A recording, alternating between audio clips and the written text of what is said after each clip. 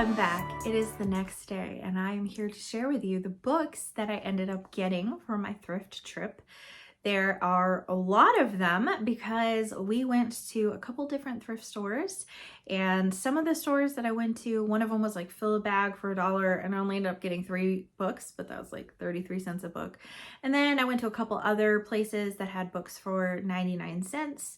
But then I went to the book sale at my library and ended up going upstairs to their children's section, and there was a free cart, and I left with like 16 books from that section because they were totally free and I couldn't help myself.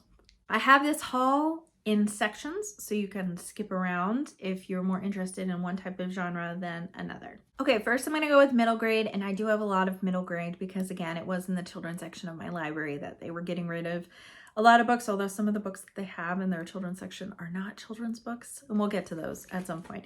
Anyways, apparently they were getting rid of all of their Lloyd Alexander books. And Claire just read the first book in the Priorton Chronicles semi-recently. I can't remember what it's called, but it's in here. The Book of 3. So I got all these other ones, and so now we have all the other ones except Terran Wanderer, which is book 4.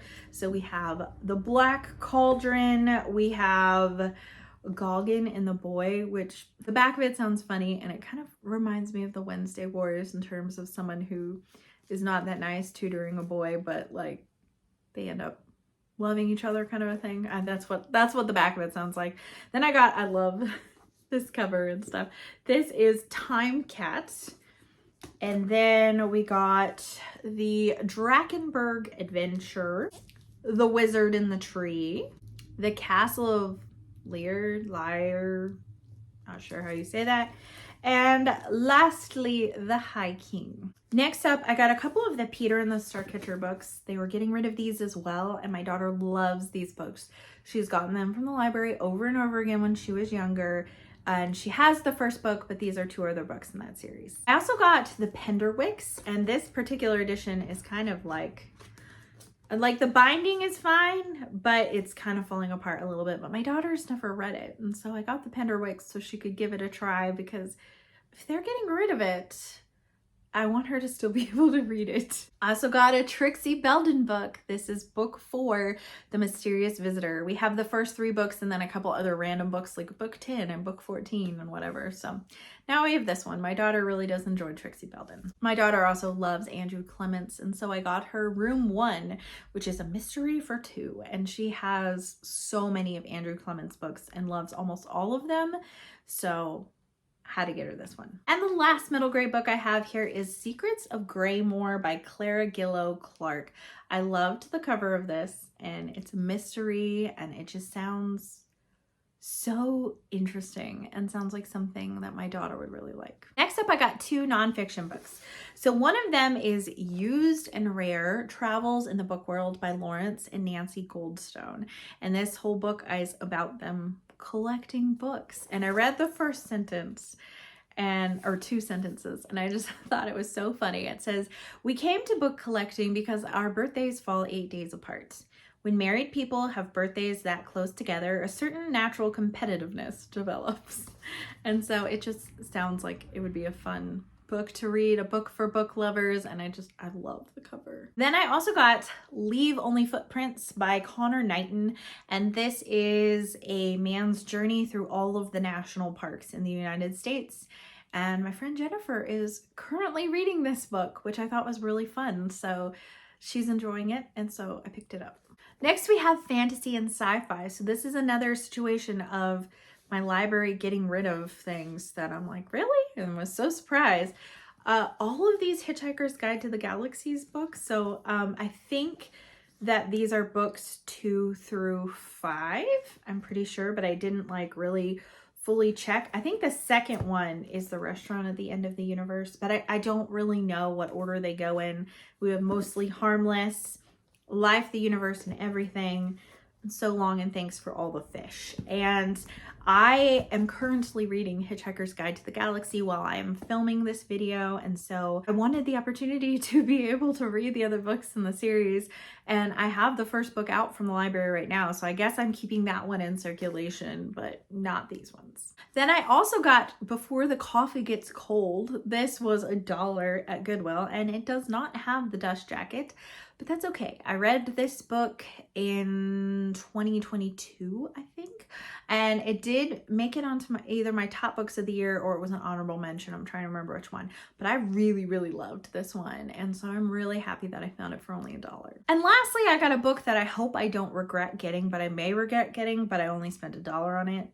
And I felt like I would regret leaving it behind. And that's The Fall of Babel by Josiah Bancroft. So this is the 4th book in the Books of Babel. I own the first book and I haven't actually read it yet. But this is in like brand new condition, like perfect condition for only $1. And I thought to myself, if I love book 1 and I want to continue on with the series, I'm gonna be really happy that I got book 4 for only $1, so I decided to get it. Okay, I'm gonna put this in a miscellaneous category because there's 3 books here. One I'm pretty sure is historical fiction, one I think is a thriller, and the other one actually might also be a historical fiction. I'm not really sure. So because they're just kind of like one-offs, I'm just putting them together. So one of them is Bronze Drum by Phong Nhagayan, which I'm certainly butchering that last name. This is taking place in Vietnam, but I don't actually know exactly what time period it is because it's talking about noble daughters and like these sisters, things going on with them. And so it sounded really, really interesting and I loved the cover. I also found The Good Son by Yoo Jong-jong, and this is a South Korean book that ended up making it into like international bestsellers, and it's a thriller. And I'm really interested by that. I don't read a whole lot of thrillers, and I have another book that is Korean that had a reputation of being like a mystery, and people said it had like thriller elements, and it absolutely was not. So I don't know how this one's gonna read. It seems like a lot of the books that end up getting translated and sell well internationally from South Korea currently are very much literary fiction. So I'm kind of wondering if this is gonna have that same kind of feel or not. But I'm waiting for the day when all of the other genre fiction from South Korea gets translated and is available for international purchase, because I think I love it. But I'm just very intrigued by this one. This will probably end up going on a K-Tropathon TBR. And lastly, we have Hum If You Don't Know the Words by Bianca Moraes. And this is a book about South Africa. I think like apartheid time period is what I think this book is about. But I'm not really totally sure, to be honest. I've heard a couple people talking about it over the years, like several years ago, and just saw it, and it was only $1, so I was really interested to give it a try.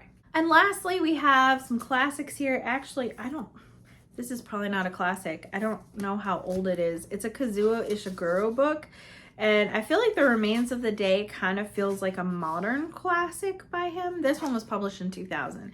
So it's not a classic, so I lied, but whatever, it's in the stack. We're going with it. It's When We Were Orphans, and I've now read 2 Kazuo Ishiguro books, and both of them were very thought-provoking, and both of them I'm very glad that I read, but I don't know if I would reread either of them.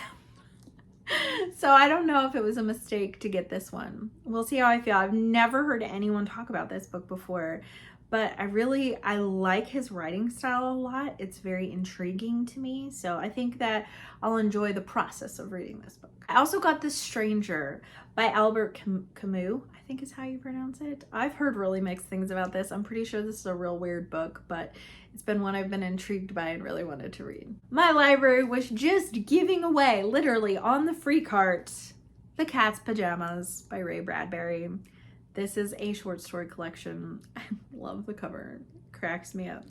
So, don't know what any of these short stories are about, but I am becoming more and more of a Bradbury fan with each passing year, so I'm sure I'll enjoy them. And lastly, this is a Penguin 20th Century classic. This was published in the 60s, and that is A House for Mr. Biswas by V.S. Naipaul. The back of this book has really not very much information on it. It says it's the struggle of a man not naturally rebellious, but in whom rebellion is inspired by the forces of ritual, myth, and custom. Though he's married into the family, Mr. Biswas remains an outsider and refuses to follow the family in their habitual devotions.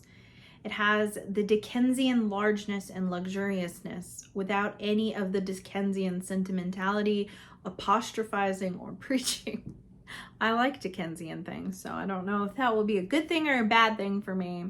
But this is one of those books that I picked up for 33 cents. I really liked the cover. I kind of flipped through, was looking at it a little bit, and I'm just kind of intrigued by it. Well, that's my book haul. It was a very lucrative day. I didn't make any money. Lucrative is not the right word, but lucrative in obtaining new treasures. And I'm very pleased with my haul, especially considering that the majority of these books, with the exception of like maybe 6 or 7 of them, are books that I got for free, and that's just lovely, and it makes me so happy. I'd love to hear from you in the comments down below. Are there any of the books that I have mentioned here that you're intrigued by, or that you think I would enjoy and you think I should read sooner rather than later? Thank you so much for watching. If you like this video, please hit like and also subscribe so you can continue to see more bookish content from me, and I will see you again next time.